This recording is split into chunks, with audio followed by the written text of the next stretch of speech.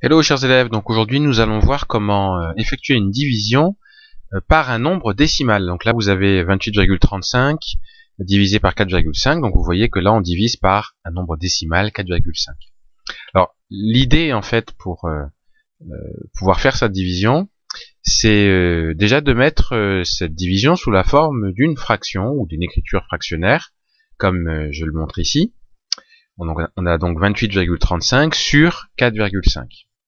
Et ensuite, la deuxième idée, c'est d'arriver à avoir une fraction avec que des nombres entiers. Donc on n'a pas de virgule en quelque sorte, si vous voulez. Alors qu'est-ce qu'on peut faire? On sait qu'on peut, quand on a un nombre en écriture fractionnaire comme celui-ci, on peut multiplier entre guillemets en haut et en bas, au numérateur et au dénominateur, par le même nombre. Alors vous allez comprendre quand je vais le faire. Là, je vais me dire, tiens, je vais multiplier par 100 ici. Donc si je multiplie par 100 en haut, il faut aussi que je multiplie par 100 en bas. Pourquoi je multiplie par 100? Et parce qu'en fait, si je fais 28,35 multiplié par 100, bien, ça va me donner 2835. Et donc du coup, j'aurai plus de virgule. J'aurai juste un nombre entier. Alors ici, 4,5, il faut que je le multiplie par 100 aussi, comme on l'a dit, donc ça va me donner 450. Donc là, vous voyez, du coup, on n'a plus du tout de nombre entier. Alors pourquoi je multiplie par 100 et pas par autre chose? Par exemple, si j'avais juste, comme j'ai deux chiffres après la virgule, je vais multiplier par 100 qui a deux zéros. Si j'avais juste un chiffre après la virgule, j'aurais multiplié par 10 qui a un zéro. Si j'avais trois chiffres après la virgule, j'aurais multiplié par 1000 qui a trois zéros. C'est comme ça qu'on peut un petit peu se souvenir. Donc maintenant, il suffit de poser la division.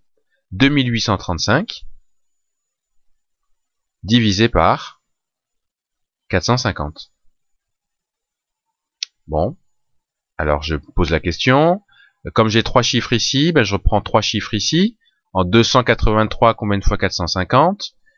Mais là, vous voyez que 283 est plus petit que 450. Donc, plutôt que de prendre trois chiffres, je vais en prendre 4. Donc, je vais prendre en 2835, combien de fois 450? 6 fois. Si je fais l'opération, 6 fois 0, ça fait 0, donc je mets un 0 ici. 6 fois 5, ça fait 30, donc je mets un 0 et je retiens 3. 6 fois 4, ça fait 24.